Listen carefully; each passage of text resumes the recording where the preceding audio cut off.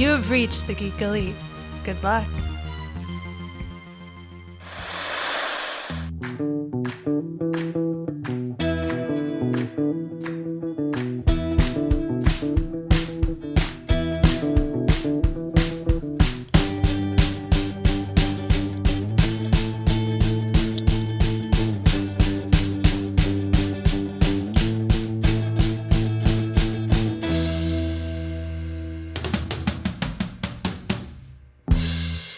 Well, let's take that journey into mystery as we come together to talk about Nick Fury, Agent of S.H.I.E.L.D. That's right. In 1998, there was a made-for-TV movie that was hoping to become a TV series starring none other than David the Hasselhoff as Nick Fury.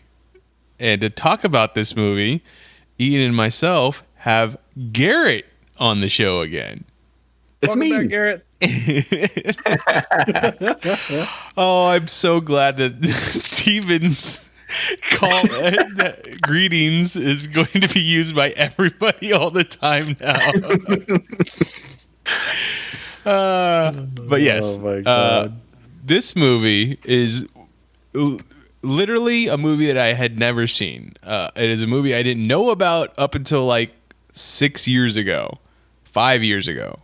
So, Oh, wow. yeah, I missed this when it was on TV. I don't even know what channel it showed up on.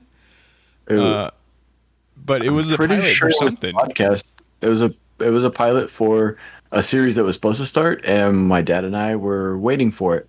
We were excited for it. Yeah. We watched it when it premiered. I'm gonna say it was probably 8 years Fox. old. Yeah, that's a good cover up there. That's a good cover up. See, Magic Bollocks in chat here says, first off, not the Hoff's only Marvel appearance, and it was supposed to be on NBC. It was supposed to be on NBC. That surprises me a lot. This is not the type of show that usually would have showed up on NBC. See, I would have figured it would have been TNT because TNT knows drama, and that's all this movie is, start to finish. I mean, yeah, Hasselhoff plays himself in Guardians of the Galaxy Volume 2, but I mean, this is him playing Nick Fury. I feel like I have a lot to talk about with this movie, and it's not all bad. I'm going to say that right now. No. I was actually very impressed with a lot of things. The acting not being one of them, but I was impressed with a lot of things. Before we get into talking about this movie, though, I want to talk about Venom. Let There Be Carnage trailer. Did you both get a chance to check out this trailer? Yes. No. We It's talked okay. about it, and I had other things I had to take care of. See, all right, so you have 2 minutes to get through this trailer while we talk about this trailer. Challenge accepted. Look, I'm glad that Magic Bollocks is in the chat there because he's the first one to point it out to me that Cookie Monster apparently is doing the voice of Venom now because it's exactly who it sounds like. That trailer, that movie. I mean, I can't be too surprised. I was very disappointed with the first movie. I am not one of the $800 million people that enjoyed that movie or was it 800 million or did it make an actual billion? I can't remember. But yeah, it made all the money, so they were quick to sign on for that sequel. But it was just a bad movie in my opinion. It was not a good time. I was very upset with how quickly Eddie Brock and Venom became friends, as opposed to Eddie being like, "Please get out of my body." Like, stop it. And Venom being like, hey, it's my body now. Like, that would have been a great angle to take the story and just have Eddie Brock be the reluctant passenger. And I was... all of the fighting on the rocket was just... It was There's a term. The term is laser ass. I mean, it was just bad CGI. Like this whole movie, which is going to rely a lot on CGI, was just bad. Mm-hmm. I don't understand what people saw in this movie. Like I get it if he's like they're turning Venom into like the new Deadpool or something, so it's all comedy and action.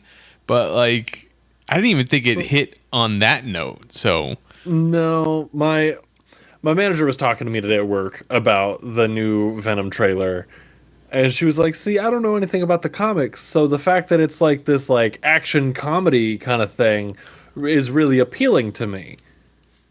And I'm like, all right, I guess I can see that, but like the Dr. Jekyll, Mr. Hyde thing that is Venom needed to come through more, even if you're gonna do the comedy aspect of it. And if you're gonna do the comedy aspect of it, Venom's the one that plays it straight. yeah. Venom's not funny. Instead, they decided to do this like odd couple thing. Like it's the two of them are living in an apartment together. See how he's, he cooks everything while he makes a mess. Like it's like, come on, what are we doing here? What kind of movie is this supposed to be? Eddie, I made eggs. Like, I did just quickly watch, and I got about halfway through. I put it on double time. Yeah. Yep. I still haven't watched the first one.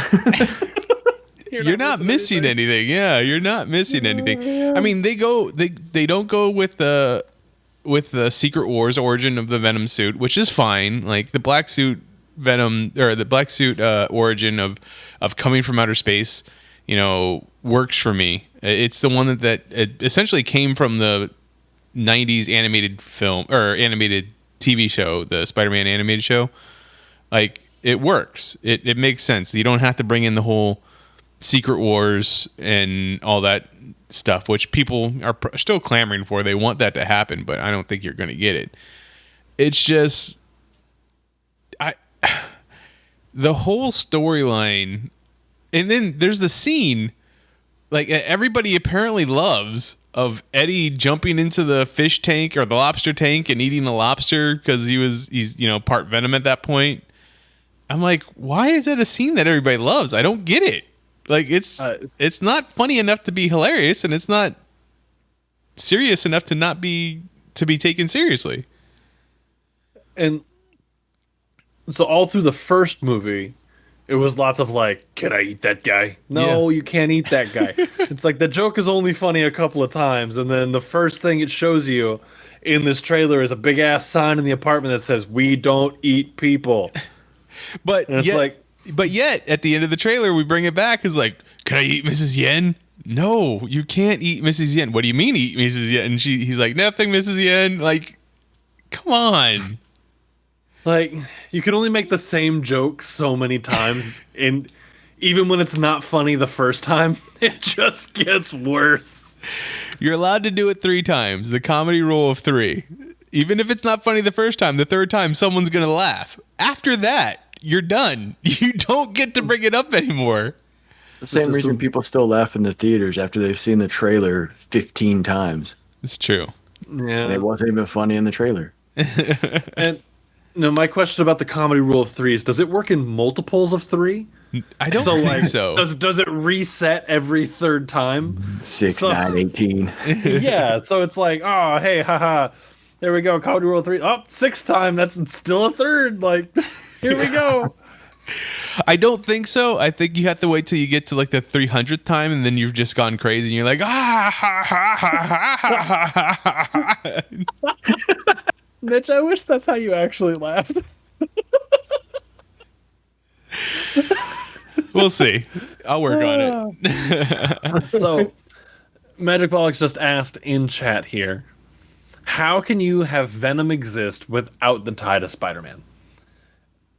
Yeah, I mean, they're doing it. He doesn't have the spider logo on him, which to me seems like a big misstep in their part. Yeah. And I'm only wondering that if since we didn't see really a lot of Eddie as Venom in this trailer, that they're hiding the fact that it's going to be on there.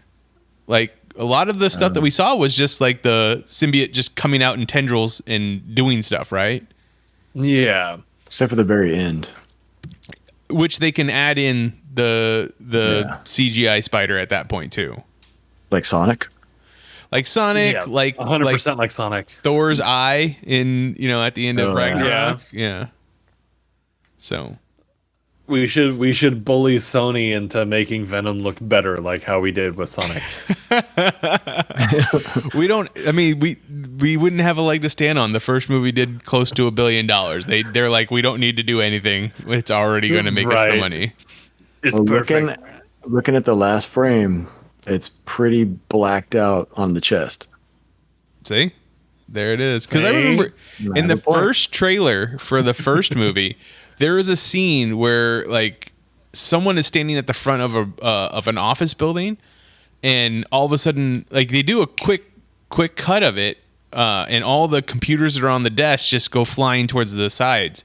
And I was like, oh, this is a pre-CGI like scene, because you can just tell that's going to be a scene where the tendrils come out of him and then push all the computers off to the sides. But they hadn't added that part in yet. So I'm sure there's a lot of those scenes in this one. I just didn't take the time to watch it again because I was just like, I don't want to watch this movie. I can't wait till we get to Venom again. Hey, Mitch. Yes. We're going to have to watch that movie. No. So what does the Sony deal mean for Venom, though? So it sounds like, and honestly, I don't have any inside knowledge. Obviously, I don't work in the industry, and I wasn't there when they made any of their deals. But shut up. Yes, you were. As what a lot of people are speculating, the new Sony Disney deal for all the Spider-Man characters and stuff like that means that they will be able to cross over more. So like Tom Holland's Spider-Man will be able to cross over with Tom Hardy's Venom at some point. Just like we have the Vulture that was in Spider-Man Homecoming shows up in Morbius, which is a strictly Sony movie. So there is the possibility of certain characters that have been showing up in the Spider-Man movies of the MCU showing up in these other Sony movies. Which, let's be real, Morbius needs to be a part of the MCU because we're getting Moon Knight. and Blade. And Blade. So anything that has to do with vampires, Morbius has to be around because I'll be damned. I've said it too many times. You know where I'm going with it. I'm not going to say it again. Rule of threes. Well, yeah, we just, it's got to be, I just hope that they're able to play together more. Like all the characters should be able to live in the same sandbox. I would agree. And I want the introduction of Peter Parker to more or less be like, he swings in and he's like, oh, whoa, you're real big and look like an alien. And Venom's like, because I am real big and an alien. And then Carnage is like, ah! And he's like, oh my God, it's another one. And then the hijinks ensue. That is going to be the direct script. That's how I'm going to write it. And I will leave it up to the actors to fill the scene up a little more because I trust them. I mean, that's fair. I don't really trust the cast of Venom, but I do trust Tom. I do trust Tom Holland to fix it.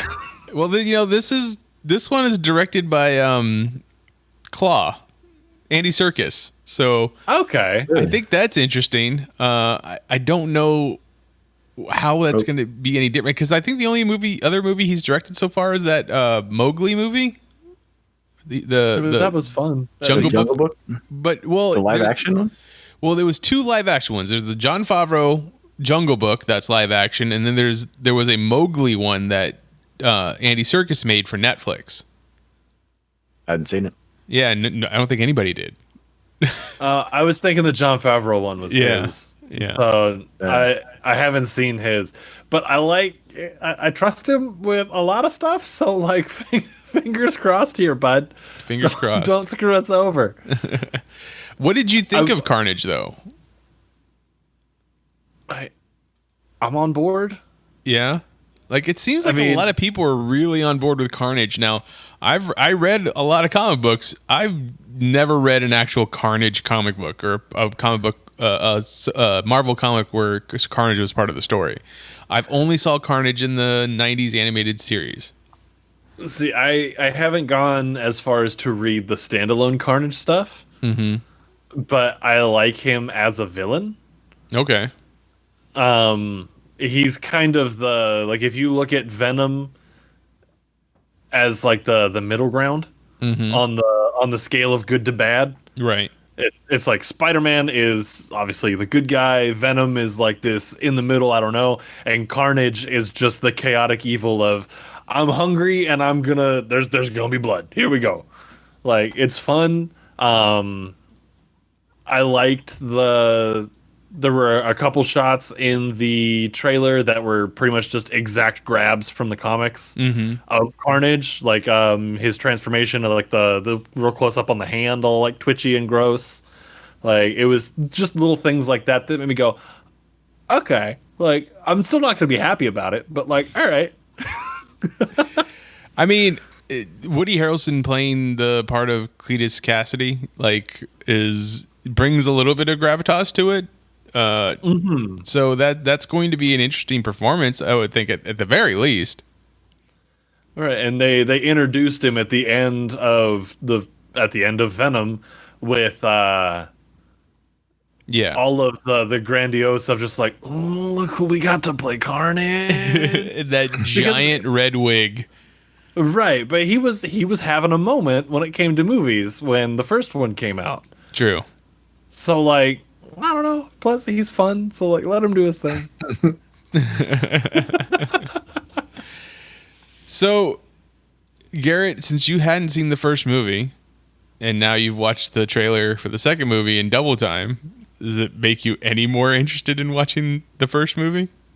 Oh yes, I am super excited to watch the first movie. There was no gun held to him in this statement. I still want to watch it just because I think I need to. Want to? You think you want to? Yeah. I want to think I want to. Okay, that one I can Go with that accept. one. That one I can accept. Yeah. The only redeeming part of Venom for me, and it's not going to be the reason you think, so hear me out, was sexy Venom, and that's just because it was completely unnecessary. Oh yes, with Lady Venom, with Michelle Williams getting on the Venom thing, and then she was like, ugh, and like the way that they moved when they were Venom was like supposed to be just like sexier, and it's just like, this is hysterical. Like, this is the best part of the movie because it's the worst part of the movie. And then a lot of people made like a big deal about the fact that, well, Eddie Brock and Venom make out, and it's like, yeah, but like, the Venom was on his girlfriend at the time. Like, she was in the Venom suit. And like, I mean, like, if Venom wanted it, Venom could get it. Like, that's all I'm saying. Like, I mean, Venom's already inside of him, so like, what's the difference? Venom could be like, hey Eddie, hey, remember that time we made out? Shut up, you live inside my body. I know, huh? Hot. your Venom is a little Beetlejuicy. And I love Magic Bullocks. Magic Bullocks. What do you mean? The audacity. It's a little Beetlejuicy. I like that. Is there anything other MCU news that either one of you saw this week that you wanted to talk about, that you wanted to bring up? I feel like this is the perfect time to go ahead and say thank you. I appreciate the tag in all of the Moon Knight memes today. It means a lot. This is the kind of service that I expect when it comes to my Moon Knight memes. I don't want to go digging; they come to me. So thank you. That's right. You're welcome. I love that it was all three of us on three different platforms to make sure you saw it. It meant a lot to me. I knew it. I knew it would. I knew it would. And we couldn't have planned it better. I was intentionally looking today just to be safe because I would have said something otherwise. And that's why I did it. Yep. Couldn't have done. Nice job. Magic Box also does say just one word: Thunderbolts.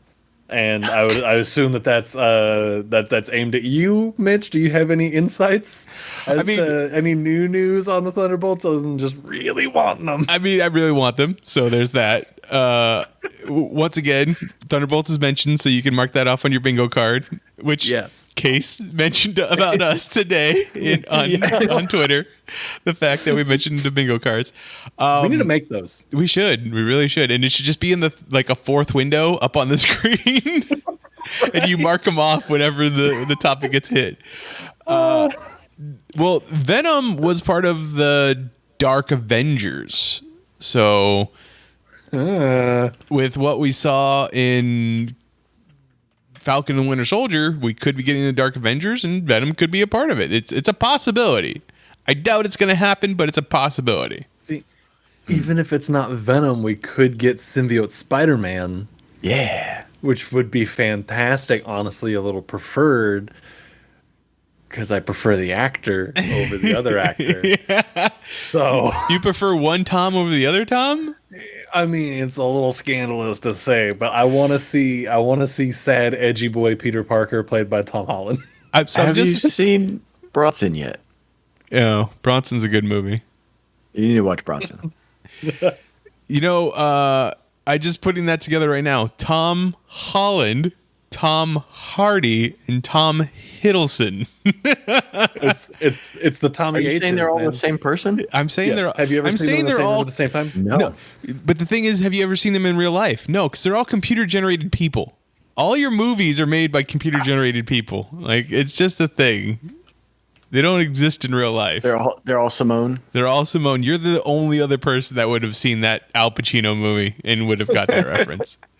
The only other piece of news I saw was about Guardians of the Galaxy Volume 3 with Drax possibly dying. Well, he said that Volume 3 will probably be his last time out as Drax. He doesn't really want to be in that movie anymore, or he doesn't really want to be Drax anymore. Batista doesn't, and and after all the stuff that they went through after James Gunn got fired and then rehired, like, he was talking about Marvel like in a big way. So I'm sure Disney in a big way. So I'm sure Disney's not too quick to get him to come back.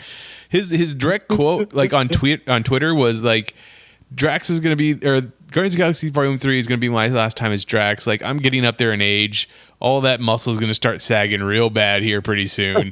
So you guys don't, someone else will play the role. It's not going to be me, but it's okay. And then James Gunn came out and said, like, as long as that I have a creative control over, that character, there will never be another person to play Drax other than you. And you've earned the right to not have to play Drax anymore. Like, you can relax. Nice. Yeah. I like that because that's very much so just him coming and being like, yo, when everybody was saying awful things about me, you were one of like 6 people that weren't saying awful things about me. So, like, I got you. So I'm not going to say awful things about you, and I'm not going to let somebody else mess up this character that people love for some reason. And we're just going to leave it at that. You do you, big boy. I mean, he's got Dune now. I don't necessarily know the character that he's playing in Dune, but that's another franchise for him. He's going to be in the next Knives Out movie or the sequel to Knives Out. I doubt. This is completely off topic and not on the Marvel brand, but like, how do you feel about the sequel to Knives Out being called Knives Out 2 or Knives Out something else, just because they get the recognition, even though like the first one was called Knives Out specifically because that family like had all that throne of knives, like, kind of thing, or that chair of knives or whatever. Like, I don't like it. I hate it, but I understand the recognition part. I think that okay, so hear me out. I think that this next one needs to be just called Knives Out. Daniel Craig still has a Southern accent. I mean, I feel like you just call the movie Benoit Blanc and then like colon something, and then you retroactively call the first one Benoit Blanc colon Knives Out. Where you just call it that colon. Daniel Craig has a southern accent. Yeah. And the first one you call Knives Out colon is that Daniel Craig With the southern accent? No, but it has to be like is that comma or no is that dot dot dot is that Daniel Craig comma with a southern accent like dot dot dot cool. Cool. So I just think we're all getting played because he's still going to be Drax in every single Guardians of the Galaxy from here on out. He's just going to be standing in the background, completely still. Thus invisible. He's always going to be there. Thank I you. want him Good to show call. up in other movies as Drax, but like not as Drax, if that makes sense. So he's in other movies, but he's in like the full Drax makeup. So like when in a rom-com, the couple goes and sees a movie and he's just in the background as a He's just like- standee. That would be fantastic. Or he's just like, I want Drax to go on to have an acting career.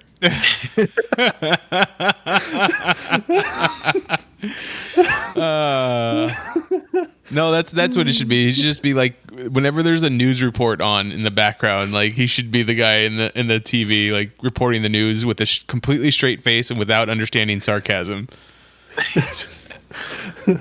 And just a tie. No shirt still, just a tie. He's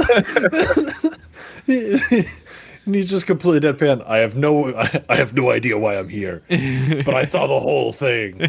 Let me recount it for you in excruciating detail. He's like 19 puppies were born today. It was completely cute. It was magnificent. It's I like- cried twice. he's like a Purd. If you watched Parks and Rec. Here is the story, and the story is that I'm telling you about the story right now. I don't get why you don't get this. All right. We put it off long enough. Let's get on to talking about Nick Fury, Agent of S.H.I.E.L.D. First thing I want to talk about is how many characters we have now we see in this movie that we later see in the actual MCU. So, Yes. Oh yeah. I mean, Valentina Allegra de Fontaine is in this movie. Contessa, we- Valentina Dave Allegro Fontaine. Did I not say that right? No, you gotta say Contessa. Oh, Contessa. I'm sorry, the Contessa. There is a title there, and I should respect it. In this movie, is for played by Contessa. Lisa Rinna. Is that her name? Yes. Yeah. And later on, when we finally get to Falcon and Winter Soldier, is played by Julia Louis-Dreyfus. Now, this movie, she is definitely playing a good guy. She is an agent of S.H.I.E.L.D. She is the love interest to Nick Fury. But in Falcon and Winter Soldier, she kind of teeters, right? We don't know if she's a good guy or a bad guy. And in the comic books, eventually she becomes Madam Hydra. So she eventually becomes a bad guy in that. But But when you've worked with the Hoff for as long as you have, eventually your moral compass gets a little ambiguous. And you gotta go find John Walker and be like, all right, hear me out. And along those lines, if anybody told me that Elaine from Seinfeld would one day end up talking to the U.S. agent, I would have laughed at them. right in their face. As well you should. That makes Sad sense. that anytime I see her, I'm sad that she's not just still Elaine, but like in a different spot. The next person was was played by Neil Roberts, but it's Alexander Goodwin Pierce, the agent Pierce that is the part of the team of three that is with Nick Fury throughout most of the movie. He's later on played by Robert Redford in Winter Soldier and eventually Endgame. But I mean, talk about a quality jump there. One, he goes from being an agent to being a secretary or the director. Is he the director of S.H.I.E.L.D.? Yeah. No, he's not the director of S.H.I.E.L.D. Are you talking about Pencer? Or No. I'm talking about Pierce. So in this movie, he's an agent, but in Winter Soldier, he's played by Robert Redford, and he's the I don't know if he's director of S.H.I.E.L.D. or if he's just like the head of the UN organization thingy that kind of controls S.H.I.E.L.D. I think he's the head of the controlling body of S.H.I.E.L.D. Yeah, that's what I think so too. But then he also, I mean, that's also quite the upgrade in actor to get to Robert Redford. Not that, let me look up his name again. Neil Roberts did a bad job. However, throughout most of this movie, I had to sit there and keep being like, I don't know what movie Neil Roberts is in because he is hamming it up, or he is in the right movie and everybody else is in the wrong movie. Like he is doing work on the screen there, and I had to imagine it's because like he's a theater actor, he's a stage actor where everything has to be super over exaggerated, and he's getting used to being on camera.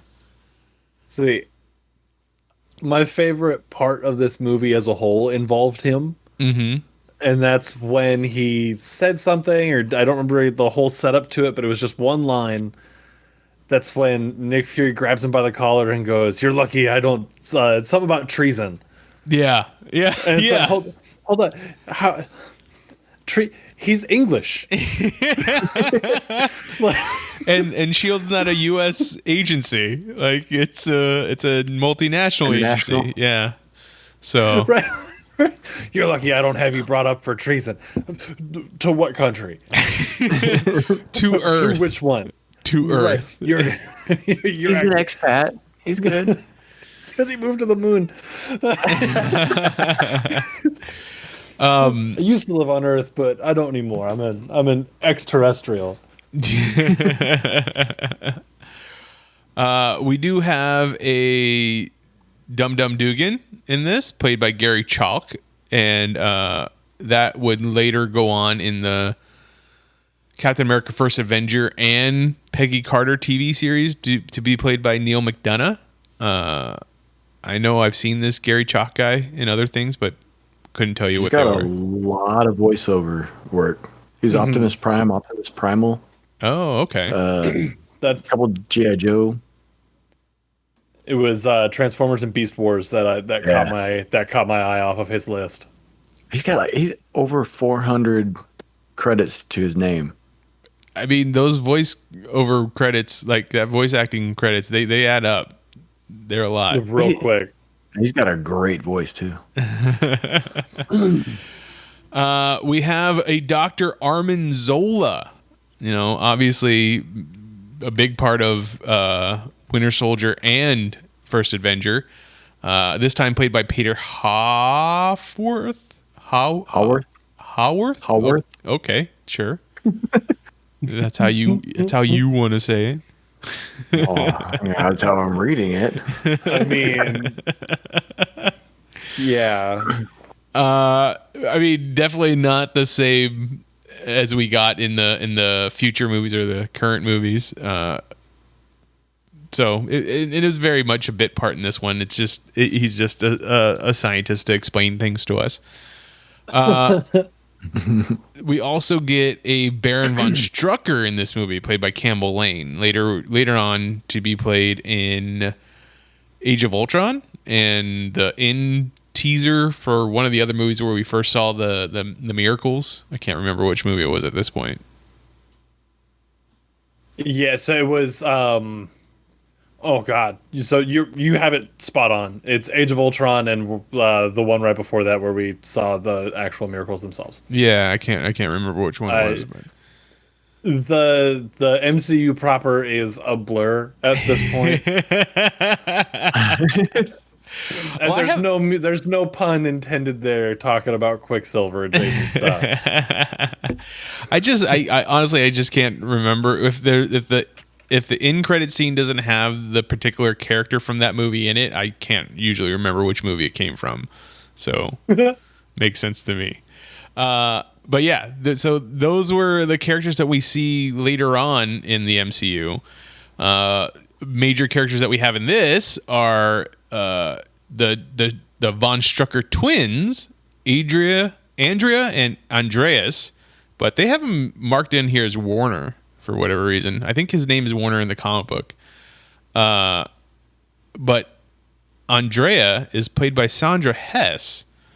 And watching this whole thing, I'm like, where do I know her from? Repeatedly. And it wasn't until Garrett told me earlier today that she is on Mortal Kombat Annihilation as Sonya Blade. That's where I know her from. Oh my god! All right, quick little sidebar here. I have seen the first Mortal Kombat and Mortal Kombat Annihilation so many damn times. Why? I love those movies, Mitch. I mean, I can understand loving Mortal Kombat, but Annihilation? No, those two movies. I don't really care about the video games. The video games were a cool jumping off point. These movies were fantastically awful and amazing. Oh, that's great. They were the first two movies I bought with my own money. Okay. That'll do it. Yeah, that will definitely do it. Yes. So I was watching this the whole time going, why? Why is she familiar? Oh, why is this? And then you say she was Sonya Blade, and I'm like, yep. Why didn't I recognize her? I've seen her a million times. It's hard to recognize her with that garbage accent. Yeah, it was a pretty bad accent. But you know, she gets to play does a good job as the bad guy in this. A Dr. Gabriel Jones. I don't know if this is a character that's in the comic books or not, but it's played by Ron Canada. I'm assuming his name. He pronounces his last name Canada because that's how it's spelled. You'll recognize him from a lot of things because he's also been in a lot. I think the thing I recognized him the most from would be West Wing. So that was fun to see him. That took me a second. Because I know you said West Wing. Uh-huh. But I heard Westworld. Ah. And I was like, no. I don't think that's right, Mitch. I'm sorry. You were 100% correct there. Shut up, chat. You don't know my life. What did the chat say? Oh, nothing. I was just getting ahead of it. Oh, okay. Last thing I wanted to point out was that Agent of S.H.I.E.L.D. #1 doesn't even have a name. Doesn't even have a character name. Is played by Roger Cross. Now, I wouldn't bring this up other than the fact that Roger Cross was in one of my favorite sci-fi series that came out not too long ago called Dark Matter. Dark Matter. Thank you, yes. Garrett. And it took me a while to place him as well. It looks like he's done the voice of Jon Stewart before too, over on Justice League Dark, animated Justice League movie. So there's that, which was very good, by the way. If you haven't seen it, you should definitely go watch it. Yes. Now, one of the most important things that we want to bring up, especially since Magic Bollocks is in the chat, this movie. This movie is written by none other than David S. Goyer. He is a staple in a lot of the comic book movies that we watch, and not only that, he wrote the last comic book movie we talked about on this show, Blade. Yeah.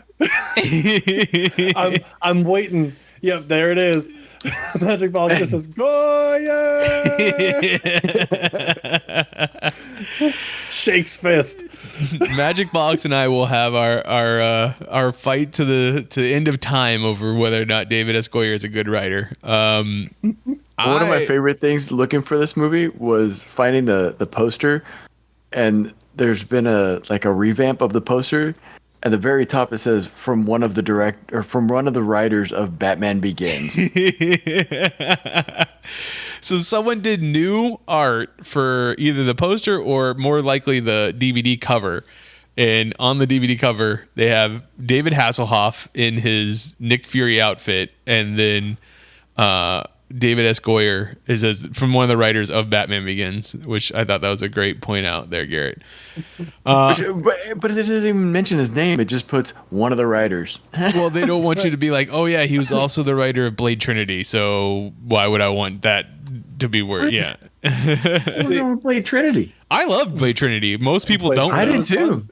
What? Dude, the Cerebral Assassin was in it. Triple H was there. That's right. It was a good time.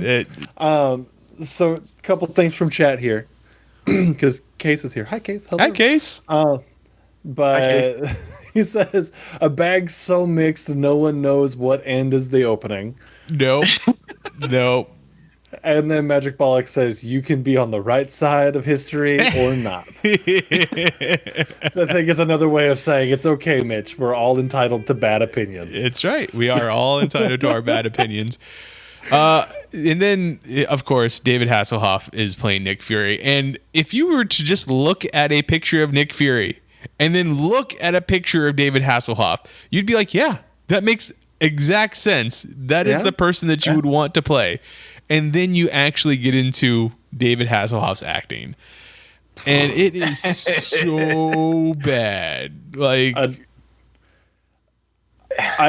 the only reason I finished this movie is because I knew we had to talk about it. So, to be fair, there were some things that I was like, that's fun. But through the majority of it, I was like, what is... David Hasselhoff, what are you doing? Why are you chain smoking like an idiot and not even in a cool way? Also, hold your gun right. Like, what are you doing? Shooting all like limp wristed and like off to one side. Like, there's no accuracy there. I mean, that's how it was the 90s. I'm guessing that's how he did it in his Baywatch Nights episodes where he got to use a gun. Because that show was so successful, they got a spinoff where he was a detective. Well, I mean, we can't forget also that he was Michael Knight for so long. Did Michael Knight use a gun? I never watched Knight Rider. No, it was all about the car. Right? Over with his car. Just. No, I think he had a gun every now and then. Did he get a gun every once in a while? Sure, why not? Sure. I mean, I'm positive that Magic Bollocks knows the answer. So see, I'm getting roasted by Magic Bollocks at the moment for you personally. For having made it through all the way, having made it all the way through this one, but not all the way through the very first Spider-Man. And I stand by what I said in chat there. That Spider-Man was garbage. I mean, the only redeeming thing was the kendo stick wielding like faceless henchman. Like, that's the only thing. Now, you want to talk about faceless henchmen? This movie does the ultimate faceless henchman. Like legitimately, no face. Either they're wearing a mask where it takes away their face, or they're all painted white with bald heads. Are you talking about the observers from The Fringe? Yes, those two. This movie, their Hydra symbol just looked so janky. Like, it just was. I had to look that up. So wasn't that one of the original ones, and then they just kept getting updated. Thank God that it got updated. Yes.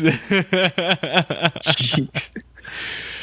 The plot of this movie is that Adriana von Strucker has Armin Zola's death head virus, and she's going to release it somewhere if they don't pay her $1 billion.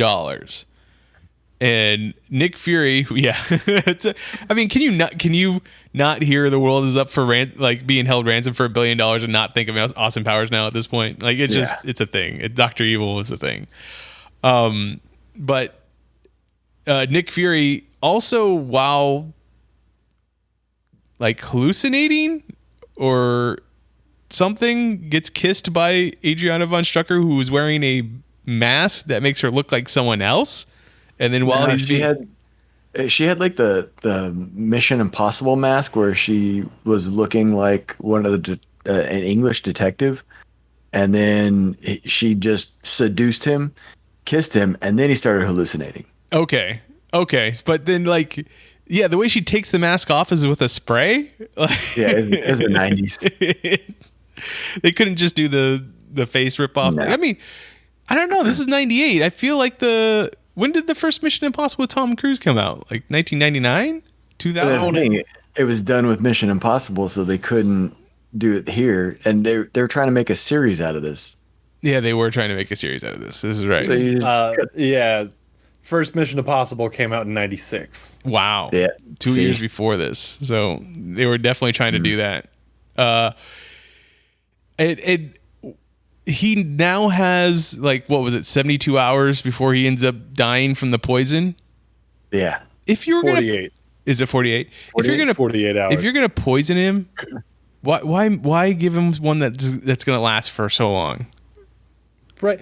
Why poison? You could have just shot him right there. You seduced him. You had him caught off guard. Put a rib between that, or put a knife between that, like, third and fourth rib right there. Give a little jostle. Put a bullet in him. Take him up to the roof and push him. A lot of things. What's the fun in that? Bankrupt him and watch him live out his days in squalor. That would have worked faster. He was bankrupt at the beginning of the movie. He was mining for. What was he mining for again? I don't He was just in some. He was just in a cave. hitting a wall with a hammer because I ain't got nothing better to do. Yeah, because that's the kind of movie that this is. Yeah. Manly exploit because reason. But yeah, that's, eventually Nick Fury and his team get through all the bad guys to get to her to stop the countdown and eventually save the Earth. And then the second countdown starts and it's literally just a distraction so she can get away. Which then she's So before that, so she catches him and makes him take off his patch, right? So we see that he's got no eye. But then later, he pulls out a fake eye from under. Why would you put a fake eye under a patch? Well, so I'm guessing, like, since it's just the eyelid there, like it's a scar on the eyelid, like it's supposed to be the fake eye is there to keep the eyelid from, like, just flapping in kind of thing. Then why wear a patch? I don't know, because he's vanity about the scar. Because when he was brought onto the movie, he said, "Look, I just watched Escape from New York." I mean, he was like 16 years late. I mean, yeah, but he had just rewatched it. Oh, okay. He was like, "So Snake Plissken, all right? I need to look like LA that." at that time. Yeah, It's true. true. Escape from New York was the second one, right? No. Just Escape from LA is the second one. So he might have just recently watched Escape from LA. That's what it. Yep. All right. Either way, he needed to look like Snake Plissken. That's where I was going with that. Well, no, that was the original Nick Fury. But I mean, it would have made more sense if he just, like, unkeistered it and like, hey, I got this thing that we can fix this thing with. Which Instead of like, oh, I've got this eye. I was like, but you had no eye earlier. Where's this from? Prison wallet. His mullet? his prison wallet. Prison wallet. We're not to that movie yet. Oh. I mean, also the part where they roll in that grenade, or I guess ends up being a flashbang or a smoke bomb or whatever, like, and the guy picks it up, and I'm like, wait, are we about to watch, like, a dude blow up and it's just the smoke bomb? I was like, oh, that was kind of lame. Like, y'all have no gusto when it comes to rolling a grenade into a scene like that. You could have just put a mannequin up and blew up a mannequin, and we all would have been like, yeah. Nope. The dude just looks at it and he goes, blowing up everything, and then they wouldn't have to have the countdown. maybe. Also, that would have gone very well into his whole thing about, like, I don't get technology, I'm just going to shoot it. However, I want to ask, where did they keep the LMD as they're jumping out of the plane and going through the corridors and getting their way to the bad guy, that eventually the LMD shows up and she shoots it? Wasn't his? Maybe it was the LMD the entire time. So then, Like when he says, "I'm never going to use that thing," and then from that point on, it's the LMD. It was the LMD that we made along the way. Okay. so then wouldn't it have been the LMD that got poisoned, not him? No, Well, because that happened before no, wait. No, we knew about the LMD. As soon as he walks onto Yeah. the helicarrier. So the LMD was piloting. From that point. Also, like, the whole, like, what was it? Abandon your gear. And then, because they're like, hey, should we eject? Because, like, they've locked onto us. We're probably going to get shot on. And he's like, no, just abandon your gear. And then the ship blows up. And then they're safe. Like, how the fuck did they get out of that situation? I thought he said grab your gear. Yeah, because he said grab your gear, and then they ditched. And then when they hit, he was like, all right, abandon your gear. Oh, I thought he said abandon your gear in the cockpit. I must have misheard. Also it. makes me very confused because it's like, why are you going to grab your gear just to then ditch your gear when you hit the ground? Aren't you going to need that? Isn't that the point of bringing your gear? Isn't that the point of what you brought? Is that you need it? Maybe the Yeah, gear. but later on they might need to grab it so they can ditch it again. There you go. Fair. There you Fair. The third time, the rule of threes. So then they would also have to grab it and ditch it again. Because it does work in multiples of threes as well, as we've learned. go. I mean, That makes technically, the LMD itself was a rule of three, right? Because we got the first appearance of it when it's half a body. Then we got an LMD that's the director that blows up and gives the message and blows up, and then eventually a LMD that's Nick Fury again that gets shot at. Yeah, he didn't really blow up as much as fizzle. Yeah, he was just like, almost got you. It's like one of those. You go to Walmart to buy fireworks for 4th of July, and it's like, oh yeah, this is why they were only $5. A whole bunch of snakes. Right. I saw snakes and sparklers. And the bad dog. That dog. I want to know where Hydra got an LMD. I thought the LMD was like the thing, like the cutting edge shield technology that they were working on. And then Hydra was just like, we have one too, and it looks like your director. That was the thing, that was to show you that they had somebody on the inside. Well, that's what's like. I wanted to be like when he goes, "How did that thing get in here?" It's like, well, it looks like you. How do you think it got in here? It Yeah, worked. the same elevator as the guy that looked exactly like him. I wanted so badly for there to be another reveal later in the movie, like maybe Nick Fury takes off a mask of his own or something, because I really enjoyed the whole like, all right, so you said the safe house is compromised. Who's the Hydra spy? And she's like, me. And then she starts killing him, right? Like, I loved that reveal. I think it's hysterical. It makes me think of Arnold Schwarzenegger anytime that there's a reveal like that. When are you going to kill me? No!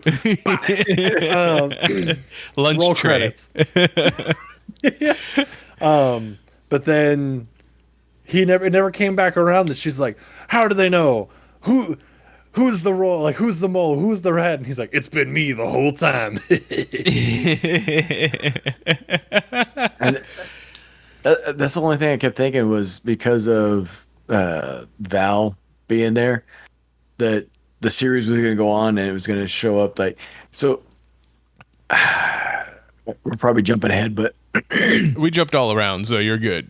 well, no, but like to the next segment of what we usually talk about. Oh, okay. About what we want to see in the future, and I think we got that in Agents of Shield with the season 1, the new guy that shows up, and they give him all the clearance, and he's the Hydra agent. I think we would have had the same storyline with her if this had stayed as being a series. I mean, you definitely would have gotten something like that. They would have followed that formula. I agree. Another one of our Deus Ex Machina plot devices in this movie is your agent, what was her name? Kate, that had ESP. Hey, Bale. Yeah. Yes. I don't think that she has that power in her comic book counterpart, but like in this, they gave it to her by putting a chip in her brain and trained her to use her ESP, which I know. I mean, I guess I'm not too knowledgeable on my parapsychology or anything, but like ESP, isn't that more clairvoyance than it is mind reading? I mean, I feel like saying that somebody has ESP is just kind of like, It's a blanket term. yeah, it's just kind of being vague about it. It's like, oh, they have ESP. Cool. What do they do? Extra Well, they have perception. Right. Yeah, Which like you perceive things, not read people's brains. But I Yeah, mean, but that was her ESP. It's Sure. like with ESP being a blanket term, it's extrasensory perception that like you could see ghosts. You might be able to see temperature. You might be able to see flavors or hear flavors. Whoa. And, Whoa. you know, being able to see flavors might actually be super helpful. I'm just going to put that out there. Looking at something and knowing whether or not it tastes good. Just because like, I can see that's delicious. Because I You're, mean, like, smelling it and then seeing it. yeah, but like you see the flavor, so it just kind of like the flavor is gonna be good. I'm or you look at it, it's like that needs more salt. Or, I like that. I wish it was like it like embodied like a chicken like asking for salt. Like it just has a salt shaker on it and it's like putting it on itself. That That's how chicken you needs know. more cowbell. There you go. did anybody put a beer can in this chicken's butt?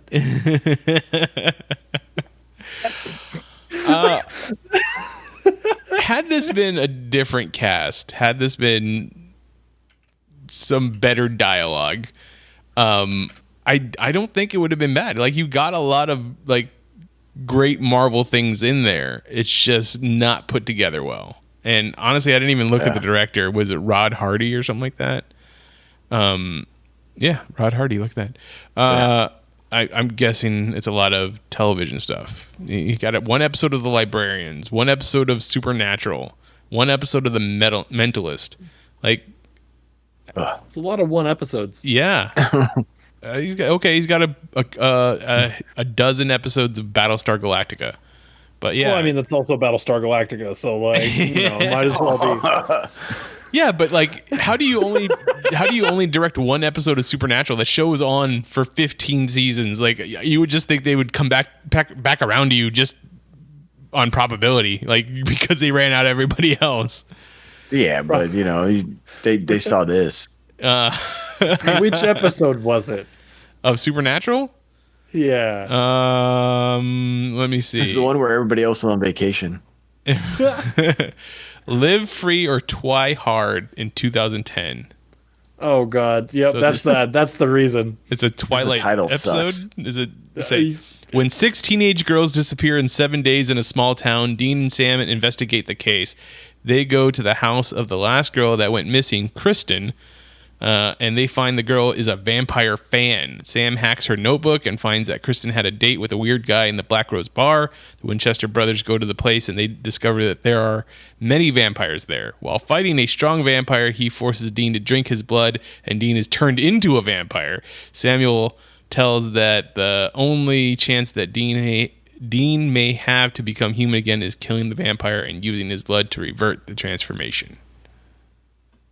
Yep. That would be why he only directed one episode. Well, there you go. So I guess we did. A resume.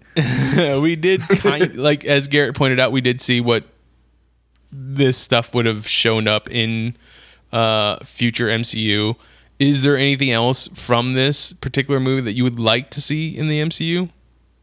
I liked this helicarrier. Okay, the helicarrier is cool. I just kept thinking the Quinjet looked way too much like the Firefly, like from Firefly. Can we just have Can we just have Firefly be a part of the MCU? I mean, I don't think they want anything associated with Joss Whedon to be a part of the MCU anymore. So Oh, what? But I mean, like, can we just have like a nod to it? just put Nathan Fillion and Alan Tudyk somewhere in a Guardians movie. Alan Tudyk, Nathan Fillion, and Summer Glau. Give me them to show up in the next Guardians of the Galaxy Volume 3, and I'll be happy. They have to be dressed as their characters from Firefly, though. And you can keep the shitty Baldwin out of it. We don't need him there. But like, we need those three just so we can be like, I mean, look at that. Miranda Baccarin is kind of part of the MCU now because she's in the Deadpool movies. So see if she shows up for Deadpool 3. I didn't think Adam Baldwin was actually one of the brothers, though. He's not. I thought he was. Yeah, He just happens to also be. he has the name. Yeah. He's like Smith. Just very particular kind of Smith. Does anybody know if they made a Nick Fury toy that looks like David Hasselhoff, though? Let me look. That's my question, because I feel like you kind of have to have a David Hasselhoff Nick Fury. I mean, yeah, you should. I mean, even if they just did it as a now that you can buy toys of like the Golden Girls action figure or you know, I don't know, Welcome Back, Mr. Cotter. Yeah, so there's been a couple Customs.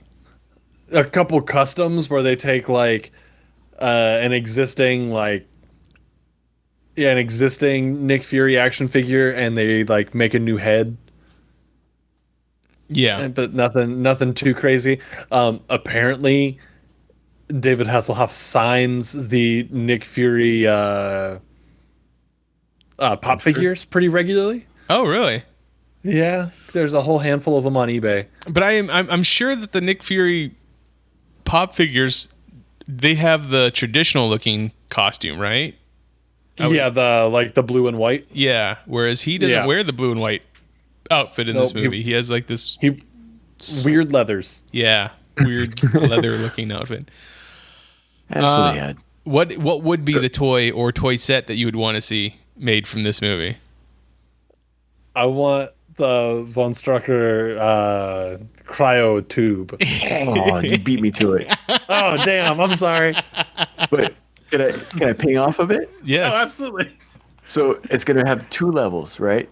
So you have to have where she can drop down into it, but then there's a Chinese alley on the bottom level. Just to go with she's halfway to China by now. Yep. I like that she disappears and that's what he says, like 10 seconds after she leaves. Not, she's probably down that like tunnel somewhere, but just nope. So, I'm done shooting at this lock to open it up and jump down there. she's obviously gone. You know the action figures that they had where you squeeze the legs and whatever's in the arm goes up and down? Yes. Yeah. So I want an Agent Pierce action figure, but he has his hands together to do that move that he's going to try and do on that Hydra agent that just comes down on his back, and he's like explaining it like, oh, if I just do the attack to this one spot, he's going to go down, and it doesn't go down. Like that whole sequence, just like he plays it up so hammy to just get to the guy. I'm like, you're not going to sneak up on him like that, but he does. He pulls the move, doesn't work. Nick Fury comes over to try and do the same move with the butt of his gun, doesn't work, and then he shoots him with a silencer. And I was just like, if you had a silencer, you should have just used that Just shoot him since the beginning. Yeah. What was that all about? It was a suppressor? Yeah. That's not how that works. That's not how that works? No. I don't Not know. that quiet. No, instead of it being like, it more just turns into like a, hey. It goes more. Yeah. Magic Bollock says a color changing Nick Fury, run him under cold water, and he turns into Sam Jackson. Oh, wow. Okay. I mean, it wasn't too much longer after this that it became Sam Jackson. Ultimate Spider-Man came out in, I want to say 2001. The comic book came out 2001, 2001, somewhere around there. That's the first time that we got the Nick Fury that looked like Sam Jackson. So there it is. I think this is the last one, though. I think this is the last Marvel movie that is done extremely poorly. I think after this one, we're kind of into we have Man Thing left. MC. Oh, I forgot about Man Thing. So never mind. I'm not going to say it yet. After Man Thing, we're into the Marvel movie renaissance for a little bit. Yeah, where they were just kind of good, even if they weren't good. And then the MCU happened. Like the Ghost Rider movies, right? They're not good movies, but they're definitely better than the most of the handful of stuff that we've already watched this season. Oh God, this wasn't really a movie as much as a pilot. Which you're not wrong. I'm tired. I'm so tired of the backdoor pilots. I'm so tired of them. Are we for real? But they were running out of money, and they're like, "Oh, we got to do something. Let's did you make a movie? Whatever, just make a series, make something, please." We need that Disney money, and this is how we get there. Do you know what my first introduction to Nick Fury was? It wasn't the comic books. It was the stand-up cabinet Punisher game. So if you played as a second player, you played as Nick Fury. And I was always like, who is this second person? He doesn't look anything like the Punisher. It's Punisher 2. This time for real. For real. And he has an eye patch. Oh man, there you go. Yep. I mean, I said, I kind of had a good time watching this movie. It's bad. It's royally bad, but I kind of had a good time watching it. I've been gritting my teeth, just pushing through, just trying to get to movies I know I enjoy, and while I didn't hate it, I will not watch it again. I don't think I'm ever going to watch this again. That's for sure. I really wanted to watch it a second time, but I couldn't bring myself. But I do think with this movie, are we out of the 90s? We're out of the 90s. Yeah. Next up, it's 2000's X-Men. There you go. There we go. All right. Garrett, where can people find you online? I'm at Twitter at ROTT_48 and also Twitch at the same. And Ian, where can people find you online? So if y'all are already here listening to this while we record this live, because we do record this live, then you already know how to find me. But if you don't, if you're new here, hello, hi, welcome in. I am infinitely more handsome than Mitch. You don't have to look us up to see. It's true. Because I'm obviously lying. But you can find me on Twitch and Instagram at IanFlux, and on Twitter at IanFlux12. That is IANFLUX, and on Twitter IANFLUX, the numbers 12.